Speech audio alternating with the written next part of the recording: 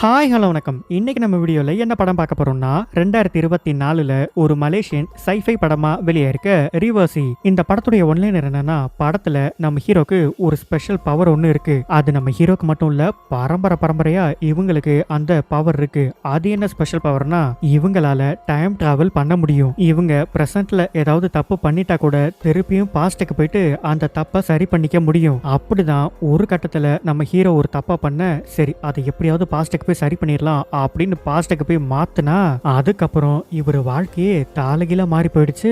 அதுக்கப்புறம் அவர் ஃபேஸ் பண்ணாத பிரச்சனையே கிடையாது. அப்படி என்னென்ன பிரச்சனையெல்லாம் இவர் ஃபேஸ் பண்ணாரு அப்படின்றதுதான் இந்த படத்துடைய கதையே. வெல்கம் டு கதை கேளு. இன்னும் நம்ம சேனல்ல சப்ஸ்கிரைப் பண்ணாம பார்த்துட்டு இருந்தீங்கன்னா மறக்காம சப்ஸ்கிரைப் பண்ணிடுங்க. வாங்க டீடைல் எக்ஸ்பிளனேஷனுக்கு போலாம். படத்தோட ஸ்டார்டிங் சீன்லயே நம்ம ஹீரோ வாய்ஸ் ஓவர்ல ஒரு விஷயத்த சொல்றாங்க. மழை அப்படிங்கிறது எல்லாருக்குமே ரொம்ப பிடிச்ச விஷயம். ஆனா நம்ம ஹீரோக்கு மட்டும் மழைனா சுத்தமா பிடிக்காது.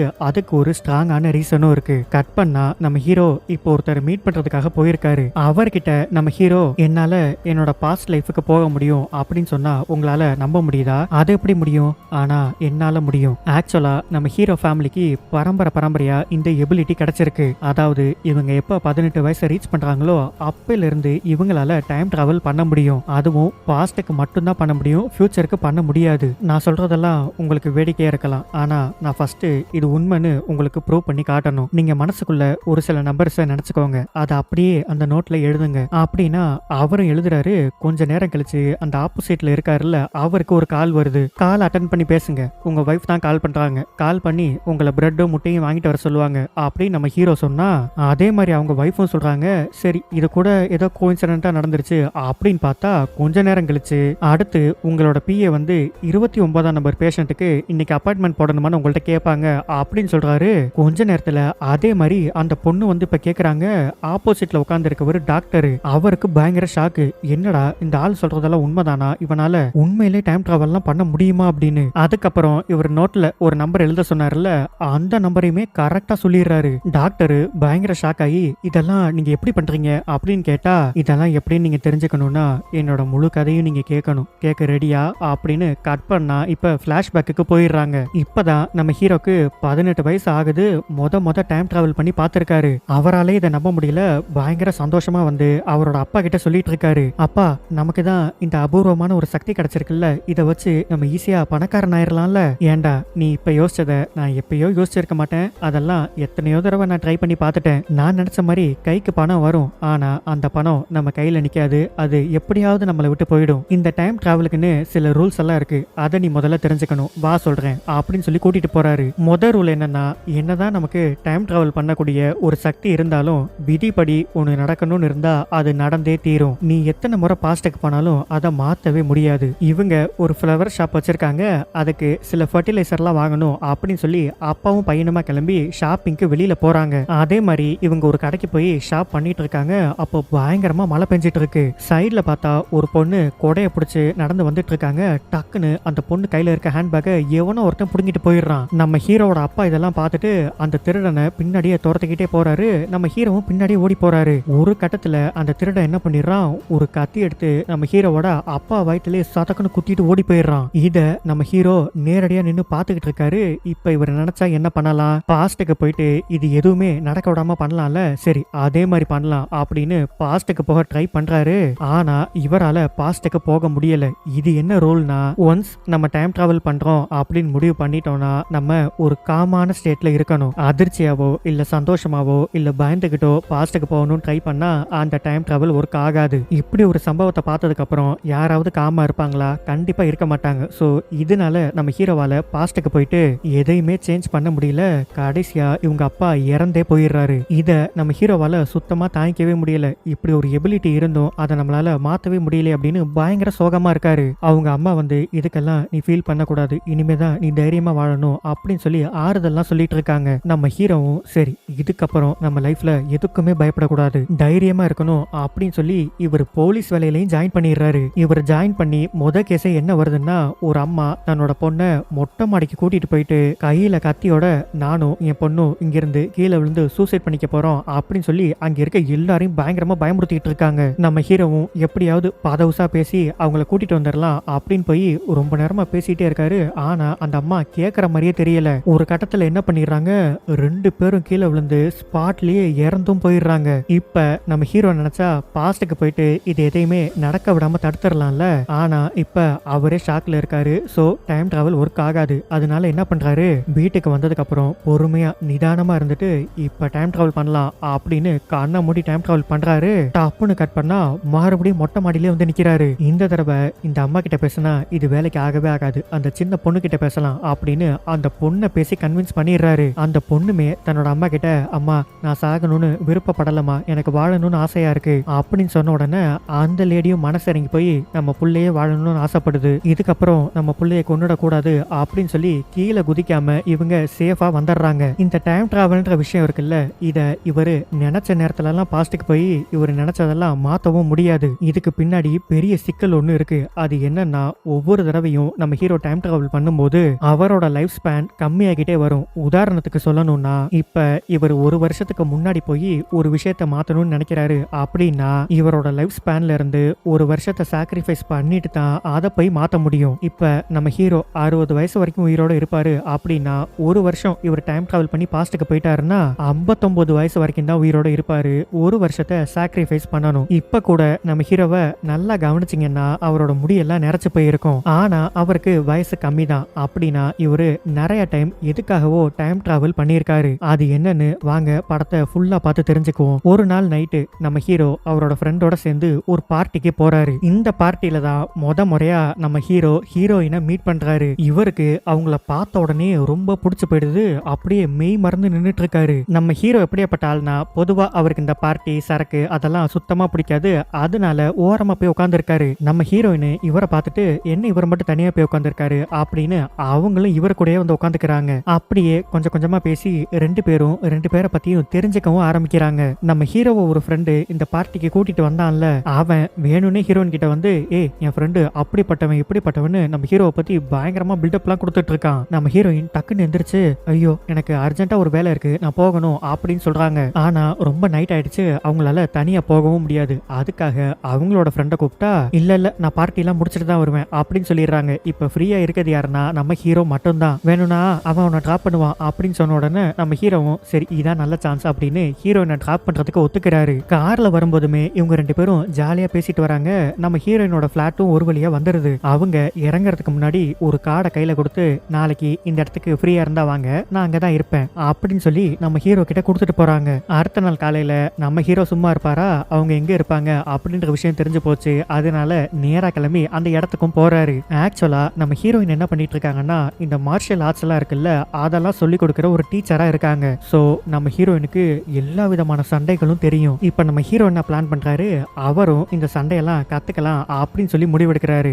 ஏன்னா இதை சாக்கா வச்சு டெய்லி அவங்கள பார்க்கலாம்ல, அதுக்காக. அதே மாதிரி இங்க கிளாஸுக்கு வராரு, அவரும் சண்டையெல்லாம் கத்துக்கிட்டு இருக்காரு. இப்படி இவங்களுக்குள்ள கொஞ்சம் கொஞ்சமா லவ் டெவலப் ஆகி இப்ப 2 வருஷம் ஆயிடுச்சு. இதுக்கு மேலே வெயிட் பண்ணக்கூடாது அப்படின்னு ஹீரோ என்ன பண்றாரு, நேரா அவரோட அம்மா கிட்ட வந்து, அம்மா உங்ககிட்ட ஒரு முக்கியமான விஷயம் பேசணும். என் லைஃப்ல ரீசெண்டா நான் ஒரு பர்சனை சந்திச்சிட்டு இருக்கேன். அவங்க வந்ததுக்கு அப்புறம் என் லைஃபே ரொம்ப கலர்ஃபுல்லா மாறிடுச்சு. அவளோட பேரு சாரா. அவளை நான் கல்யாணம் பண்ணிக்கலான்னு இருக்கேன். டேய் இது ஒன்னும் விளையாட்டு விஷயம் கிடையாது. கல்யாணங்கிறது ரொம்ப சீரியஸான விஷயம். நல்லா யோசிச்சுதான் முடிவு பண்ணிருக்கியா?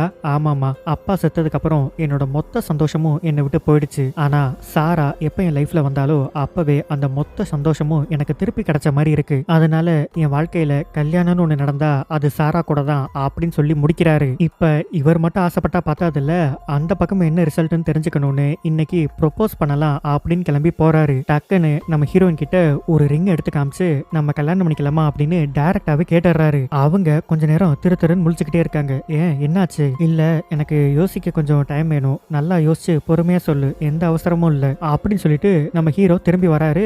ஆனா கொஞ்ச நேரத்திலே பார்த்தா நம்ம ஹீரோயின் பின்னாடியே ஓடி வராங்க. நம்ம ஹீரோவும் போயிட்டு என்னன்னு கேக்குறாரு. நானும் இந்த ஆஃபர் அக்செப்ட் பண்ணிக்கிறேன், உன்னை கல்யாணம் பண்ணிக்கிறதுக்கு சம்மதிக்கிறேன் அப்படின்னு சொல்லிடுறாங்க.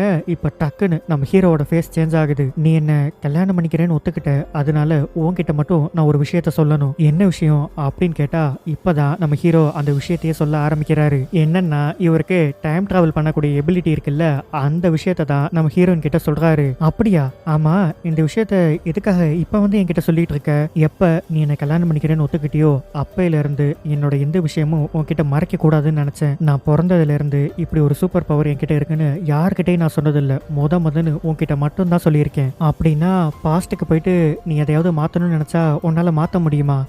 என்னால முடியும். அப்படின்னா இப்ப நீ என்கிட்ட ஒரு விஷயம் சொல்லி அதுக்கு நான் கோவப்பட்டுட்டேன்னா நீ திருப்பியும் பாஸ்ட்டுக்கு போயிட்டு அந்த விஷயத்த என்கிட்ட சொல்லாமே மறைச்சிடுவ தானே? சரி, உன்கிட்ட இப்படி ஒரு பவர் இருக்கு, இதனால உனக்கு எந்த கான்சிக்வன்சஸும் வராதா? ஏன் வராது? அதெல்லாம் வரும். ஒவ்வொரு தடவை நான் டைம் டிராவல் பண்ணும்போதும் எனக்கு சீக்கிரமா வயசாகிக்கிட்டே இருக்கும். என்னோட முடியெல்லாம் நிறைச்சு போயிடும். நான் சீக்கிரமா செத்தும் போயிடுவேன். அப்படின்னா இப்பவே எனக்கு ஒரு ப்ராமிஸ் பண்ணி கொடு. இதுக்கப்புறம் அந்த டைம் டிராவல் எபிலிட்டியை நீ யூஸ் பண்ணவே கூடாது அப்படின்னு சொல்லி நம்ம ஹீரோ கிட்ட ஹீரோயின் ப்ராமிஸும் வாங்கிடுறாங்க.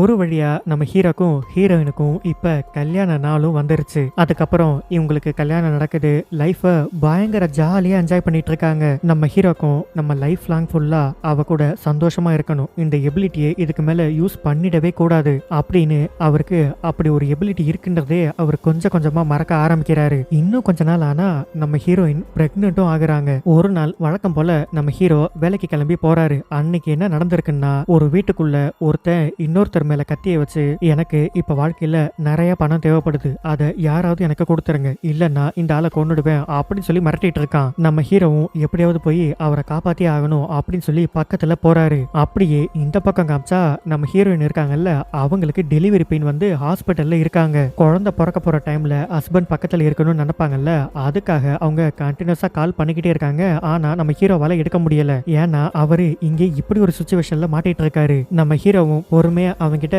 எவ்வளவோ சொல்லி பாக்குறாரு. ஆனா அவன் கத்திய கீழே போடுற மாதிரியே தெரியல. இங்க பாரு, இப்போ உனக்கு என்ன வேணும்? பணம் தானே? இப்போதைக்கு என்கிட்ட இருக்க பணத்தை உன்கிட்ட தரேன், இதை வச்சு உன்னோட பிரச்சனையை சால்வ் பண்ணிக்கோ, அப்புறமா நான் உனக்கு பணம் அரேஞ்ச் பண்ணி தரேன், இப்ப அவரை விட்டுடு அப்படின்னு சொல்லி ஒரு வழியா அந்த நபரை இவர் காப்பாத்திடுறாரு. காப்பாத்தி முடிச்சுட்டு நான் அர்ஜென்ட்டா ஹாஸ்பிட்டல் போகணும் அப்படின்னு சொல்லிட்டு குடுகுடுன்னு நேரா ஹாஸ்பிட்டலுக்குள்ள ஓடி வராரு. வந்து அவரோட ஒய்ஃபை பாக்குறாரு. அவங்க மயக்கமா இருக்காங்க. இவர் வந்து கையை வச்ச உடனே அவங்களும் இப்ப முழிச்சுக்கிறாங்க.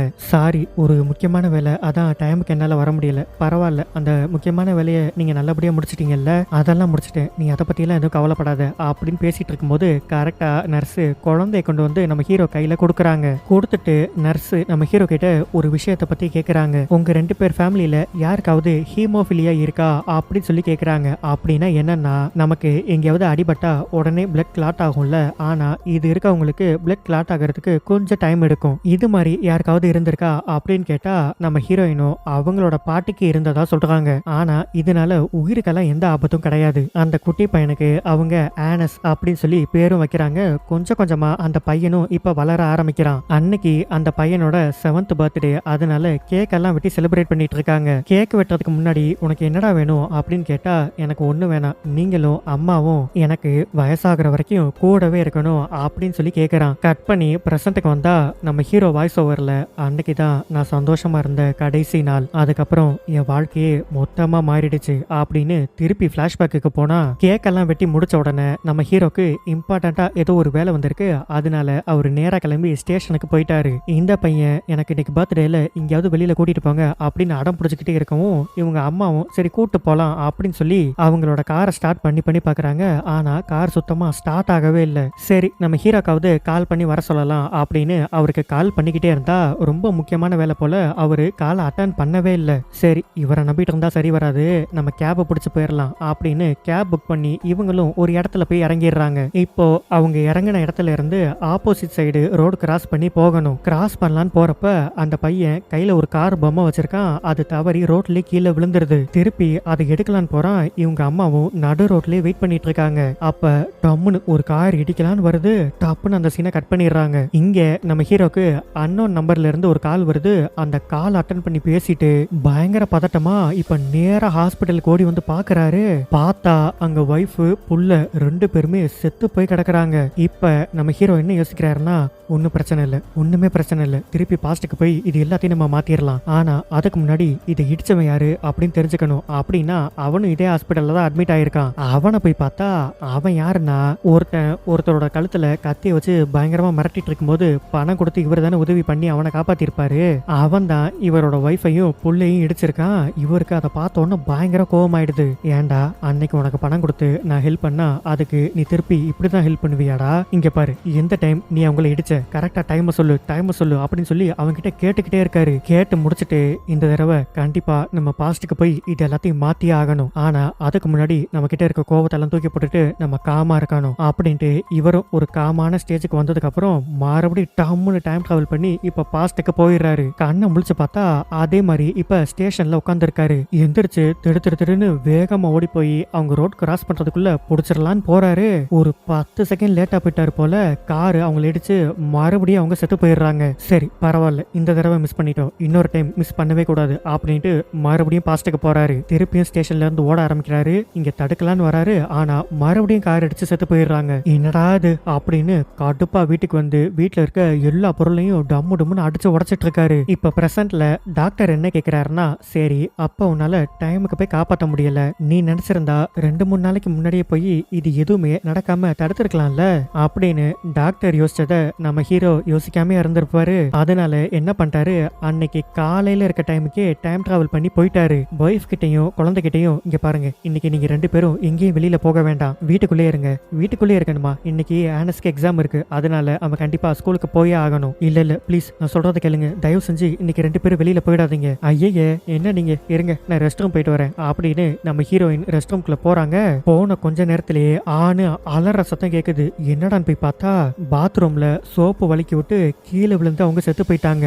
அப்படியே வெளியில வந்து பார்த்தா படியில பையன் உருண்டு போய் அவனும் செத்து போயிட்டான். இல்ல இப்படி நடக்க கூடாது, திருப்பி நம்ம டைம் டிராவல் பண்ணலாம் அப்படின்னு கேக் வெட்டினாங்கல்ல, அந்த டைமுக்கு வந்துடுறாரு. கேக்கை கட் பண்ணி கொடுத்து இந்தாங்க சாப்பிடுங்க அப்படின்னா இவர் கேக்க சாப்பிட மாட்டேங்கிறாரு. ஓ உங்களுக்கு கேக் பிடிக்கலையா, இருங்க நான் நூடுல்ஸ் செஞ்சு எடுத்துட்டு வரேன் அப்படின்னு இவங்க கிச்சனுக்குள்ள போறாங்க. அந்த பையனும் பின்னாடியே போறான். அப்ப என்ன ஆகுது, டம்முன்னு கேஸ் வெடிச்சு அவங்க 2 பேர் மட்டும் செத்து போயிடுறாங்க. இதுக்கப்புறம் எப்படியும் ஒரு 40-50 தடவை இவர் டைம் டிராவல் பண்ணி இவங்க 2 பேரையும் காப்பாத்திரலாம் நினைக்கிறாரு.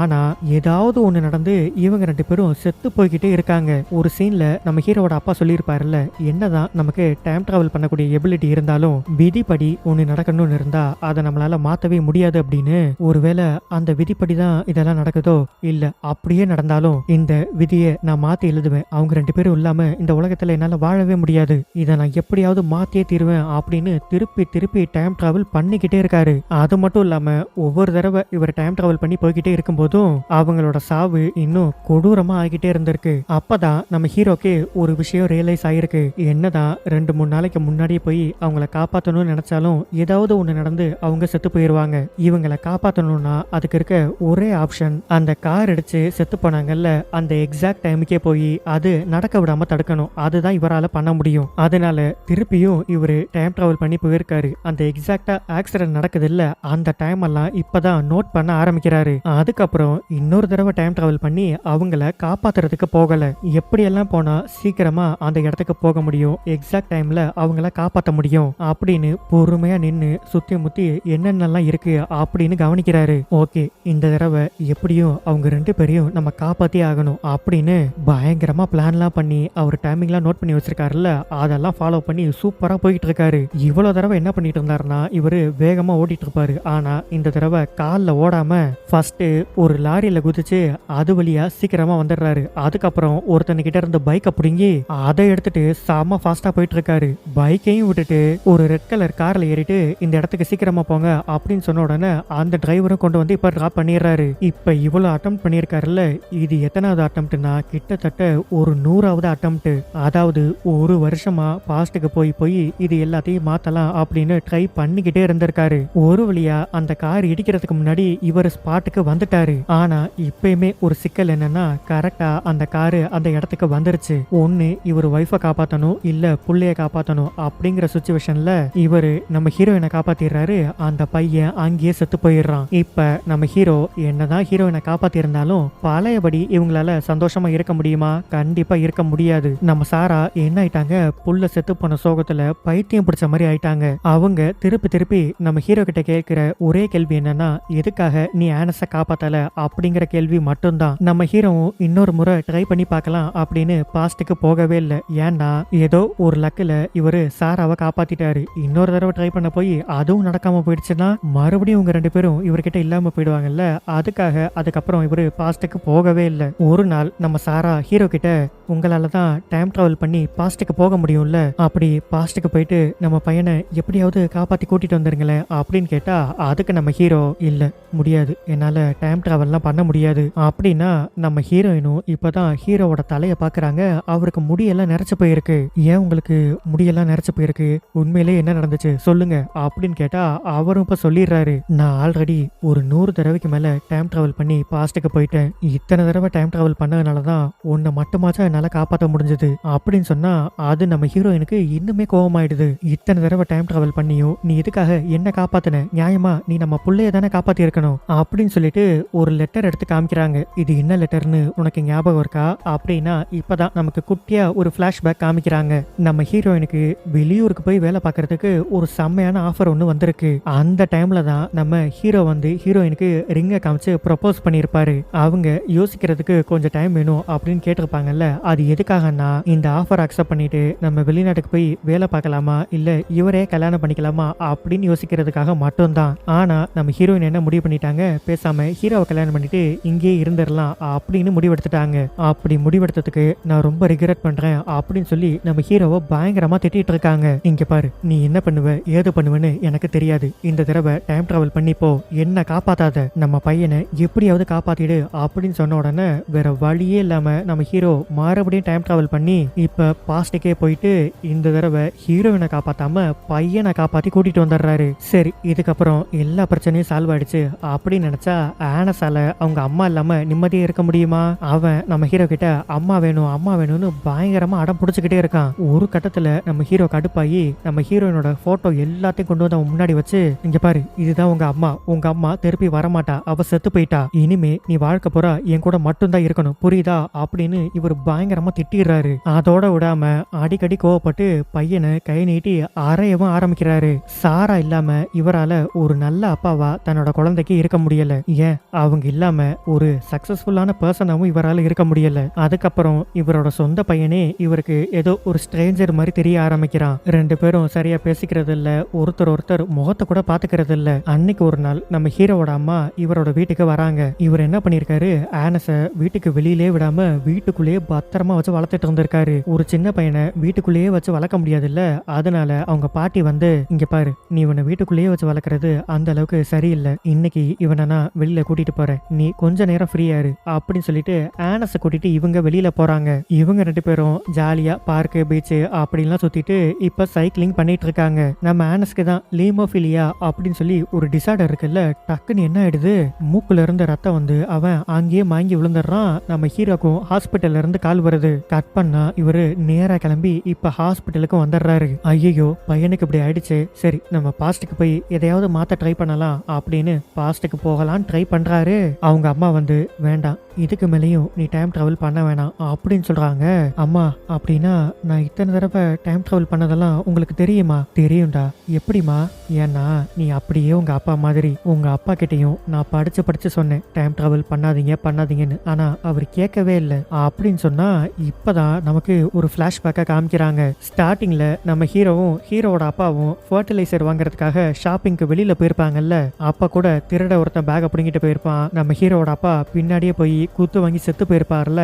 ஆக்சுவலா என்ன நடந்திருக்குன்னா, அந்த திருடன் பின்னாடி நம்ம ஹீரோவோட அப்பா ஓடல, நம்ம ஹீரோ தான் ஓடி இருக்காரு. அந்த திருடனும் நம்ம ஹீரோவை தான் கத்தியால குத்தி கொலை பண்ணியிருக்கான். நம்ம ஹீரோ இடத்துல இருந்து இது எல்லாத்தையும் பார்த்துட்டு இருந்தது வேற யாரும் இல்ல, ஹீரோவோட அப்பா தான். புள்ளைக்கு இப்படி ஆனதை பார்த்துட்டு நம்மளாலதான் டைம் டிராவல் பண்ண முடியல, பாஸ்டுக்கு போய் இது எல்லாத்தையும் மாத்திரலாம் அப்படின்னு நம்ம ஹீரோ ட்ரை பண்ண மாதிரியே அவரும் பல தடவை ட்ரை பண்ணிக்கிட்டே இருந்திருக்காரு. ஆனா என்னதான் இவங்களுக்கு இப்படி ஒரு எபிலிட்டி இருந்தாலும் விதியை மாத்த முடியாது இல்ல.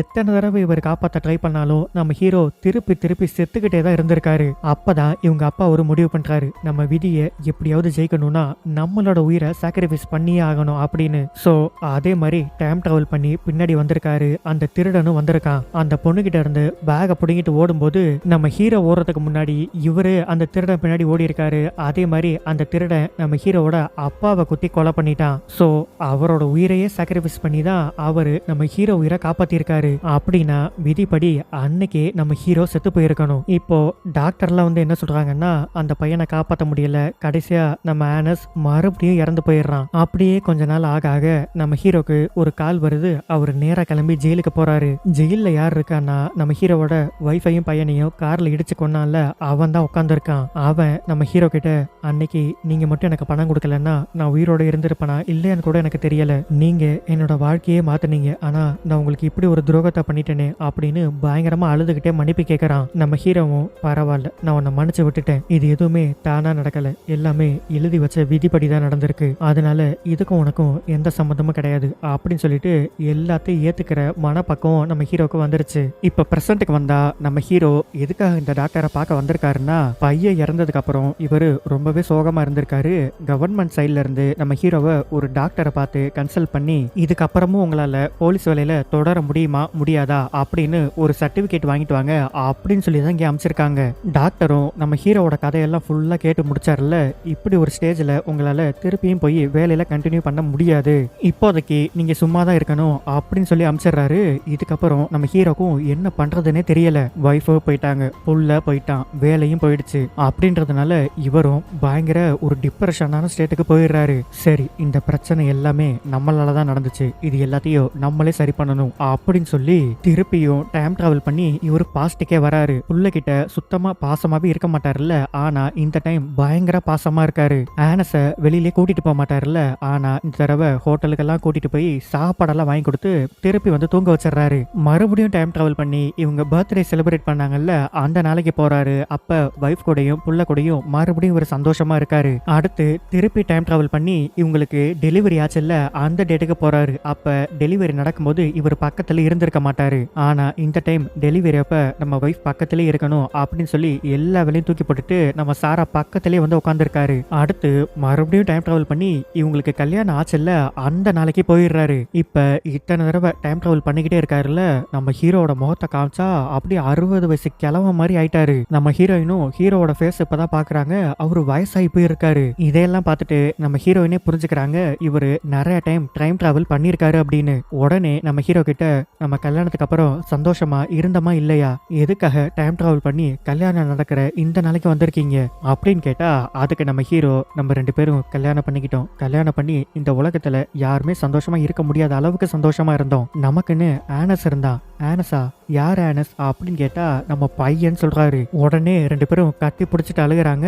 மறுபடியும் டைம் டிராவல் பண்ணி அந்த பார்ட்டி நடந்துச்சுல்ல, அந்த டேட்டுக்கு போயிடுறாரு. முத இவரு சாராவை எங்க மீட் பண்ணாரு, அந்த பார்ட்டியில தானே. சோ இப்ப பார்ட்டிக்குள்ள போனாதான் மறுபடியும் சாராவை மீட் பண்ணுவாரு. இந்த டைம் நம்ம சாராவை மீட் பண்ணவே கூடாது, அவ லைஃப்ல நம்ம எந்த டிஸ்டர்பும் பண்ணிடவே கூடாது அப்படின்னு பார்ட்டிக்கு வெளியிலேயே நின்னுறாரு. அடுத்து இவர் பண்ண வேண்டிய ஒரே விஷயம் அவங்க அப்பாவை காப்பாத்துறது மட்டும்தான். அதனால அன்னைக்கு நைட்டு ஷாப்பிங் போனாங்கல்ல, அந்த டேட்டுக்கு போயிடுறாரு. இப்ப நம்ம ஹீரோவை பார்த்தா அவரே 80 வயசுக்கு மேல ஆன மாதிரி பயங்கரமா வயசாகி போயிருக்காரு. இவங்க அப்பாவை காப்பாத்த வந்துட்டு அப்பா மடியிலேயே இவரு நடக்க முடியாம விழுந்துடுறாரு. அப்படியே அவங்க அப்பா கிட்ட, சாரிப்பா, நான் வாழணும் தான் நீங்க உங்க உயிரை விட்டீங்க, ஆனா நான் இப்படி ஒரு தப்பை பண்ணிட்டு வந்து நிக்கிறேன், எனக்கும் வேற வழி தெரியல, நான் டைம் டிராவல் பண்ணிருக்கவே கூடாது, ஆனா என்னைக்கோ இதே இடத்துல நான் செத்து போயிருக்கணும், நீங்க செஞ்ச அந்த ஒரு செயல்னால நான் வளர்ந்து கல்யாணம் பண்ணி என் ஒய்ஃப் யாரு, என் புள்ள யாரு, அவன் எப்படி இருப்பான் அப்படின்னு அவங்க கூட நல்லா டைம் ஸ்பெண்ட் பண்ணியிருக்கேன். இப்படி ஒரு லைஃபை எனக்கு அமைச்சு கொடுத்ததுக்கு ரொம்ப தேங்க்ஸ். ஆனா விதிப்படி உங்களுக்கு முன்னாடி நான் தான் செத்து போயிருக்கணும், அதே மாதிரி விதி இங்கேயே கொண்டு வந்து விட்டுடுச்சு பாத்தீங்களா, எப்படியும் இன்னும் கொஞ்ச நேரத்துல நான் செத்து போயிடுவேன், நீங்க அதுக்கப்புறம் திருப்பி பாஸ்டுக்கு போய் எதையுமே மாத்தணும்னு நினைக்க கூடாது, விதியோட போராடி ஜெயிக்கணும்னு நினைக்காதீங்கப்பா, கண்டிப்பா நம்மளால ஜெயிக்கவே முடியாது அப்படின்னு சொல்லிட்டு நம்ம ஹீரோ அவங்க அப்பா மடியிலேயே இறந்தும் போயிடுறாரு. நம்ம ஹீரோ இறந்ததுனால அவங்க அப்பாக்கு எதுவும் ஆகாம அவர் பொழைச்சுக்கிறாரு. விதிப்படி நம்ம ஹீரோவோட அப்பா அம்மா தான் ஹீரோ இறந்ததுக்கு அப்புறம் அவங்க மட்டும் லைஃபை லீட் பண்ணி போயிருக்கணும். கடைசியில பாத்தீங்கன்னா அதே மாதிரியே எல்லாமே நடந்து போச்சு. இவங்க அப்பாவும் ஒரே ஒரு தடவை டைம் டிராவல் பண்ணி பாஸ்டுக்கு போய் எதையாவது மாத்த முடியுமான்னு பாக்குறேன் அப்படின்னு போகும்போது அவங்க அம்மா வந்து தடுத்துறாங்க. வேண்டாம், எப்போதும் விதியை நம்மளால ஜெயிக்கவே முடியாது, அவன் இல்லாம வாழணும் அப்படிங்கிறது தான் நம்மளோட விதி அப்படின்னு சொல்றாங்க. அப்படியே கட் பண்ணி இந்த மொத்த படத்தையும் முடிச்சுட்டாங்க. இந்த படம் கண்டிப்பா உங்களுக்கு பிடிச்சிருக்கும்னு நினைக்கிறேன். இதே மாதிரி அடுத்த ஒரு இன்ட்ரெஸ்டிங்கான மூவில உங்களை சந்திக்கிறேன்.